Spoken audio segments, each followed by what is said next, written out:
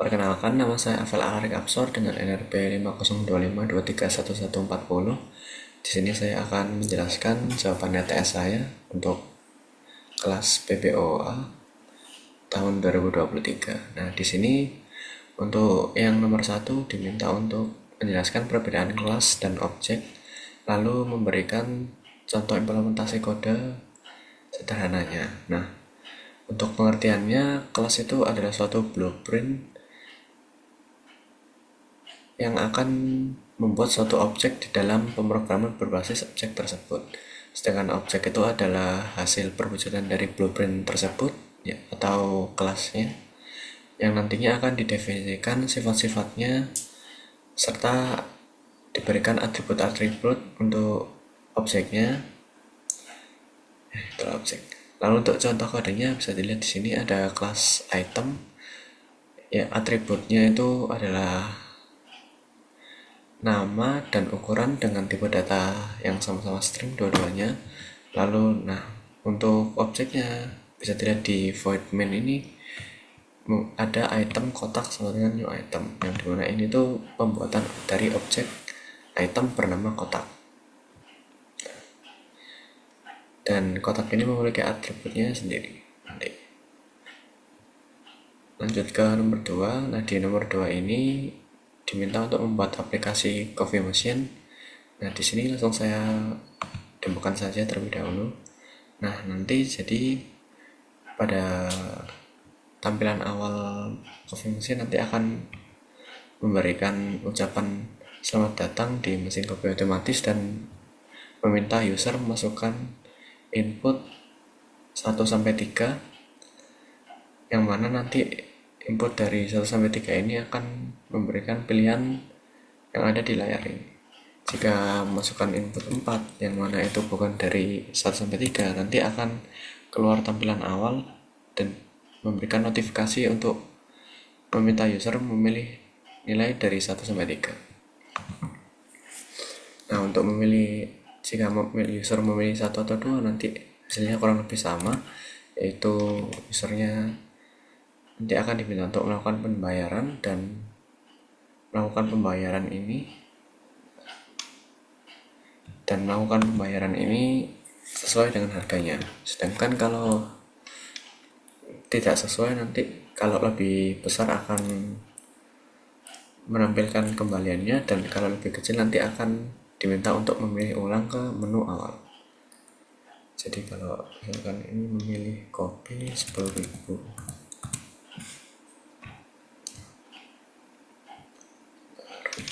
nah kembaliannya adalah 0 kalau misalkan pas.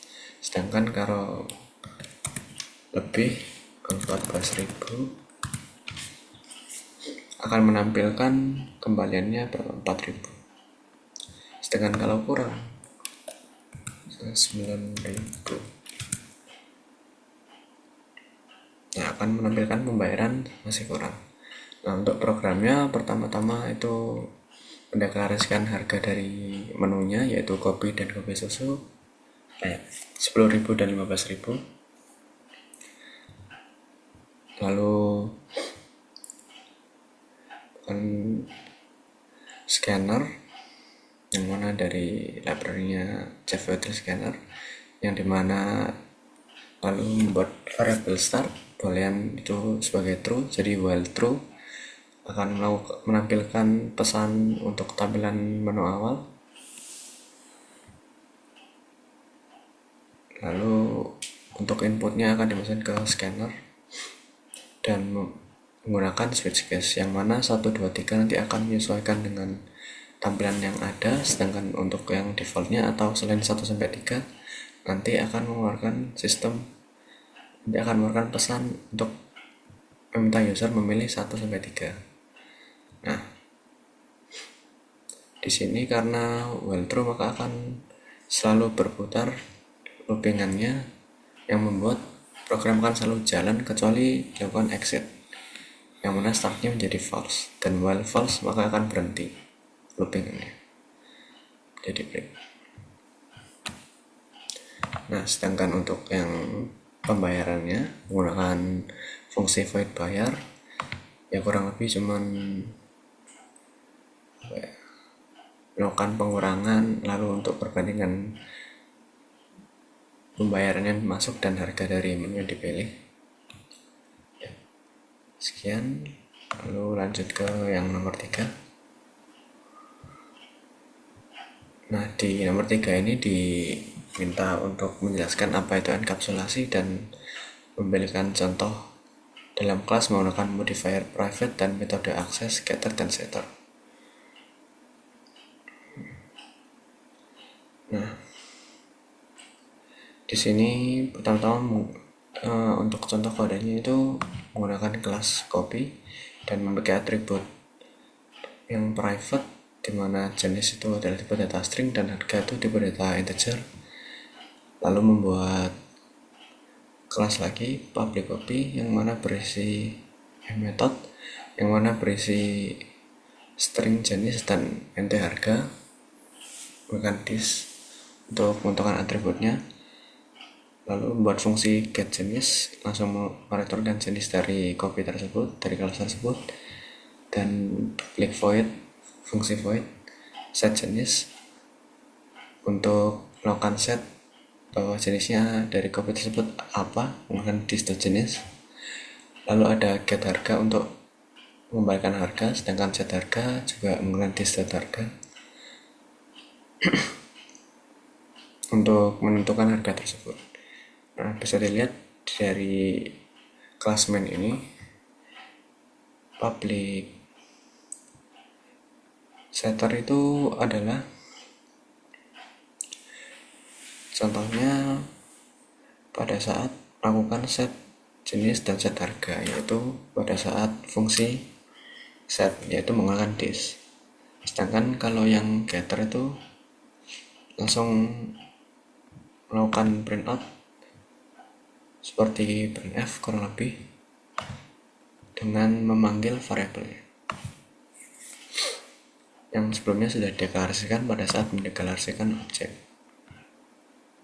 Lalu lanjut ke nomor 4. Di nomor 4 ini disuruh membuat kode bank account dan customer.